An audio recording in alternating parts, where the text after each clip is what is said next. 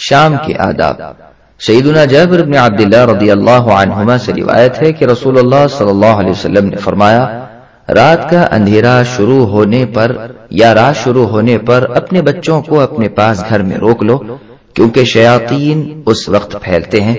پھر عشاء کے وقت میں سے ایک گھڑی گزر جائے تو انہیں یعنی بچوں کو چھوڑ دو، پھر بسم اللہ کہہ کر اپنا دروازہ بند کر لو، بسم اللہ کہہ کر اپنا چراغ بجھا دو، بسم اللہ کہہ کر پانی کے برتن ڈھک دو اور دوسرے برتن بھی بسم اللہ کہہ کر ڈھک دو۔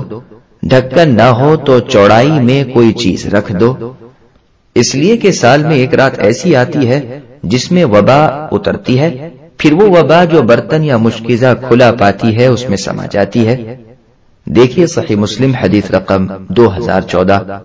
سیدنا جابر بن عبداللہ رضی اللہ عنہما سے روایت ہے کہ رسول اللہ صلی اللہ علیہ وسلم نے فرمایا، رات کا اندھیرا شروع ہونے پر یا رات شروع ہونے پر اپنے بچوں کو اپنے پاس گھر میں روک لو، کیونکہ شیاطین اس وقت پھیلتے ہیں۔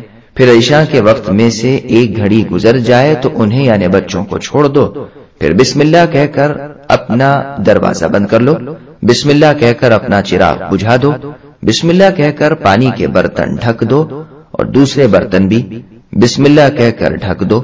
ڈھکن نہ ہو تو چوڑائی میں کوئی چیز رکھ دو، اس لیے کہ سال میں ایک رات ایسی آتی ہے جس میں وبا اترتی ہے، پھر وہ وبا جو برتن یا مشکیزہ کھلا پاتی ہے اس میں سما جاتی ہے۔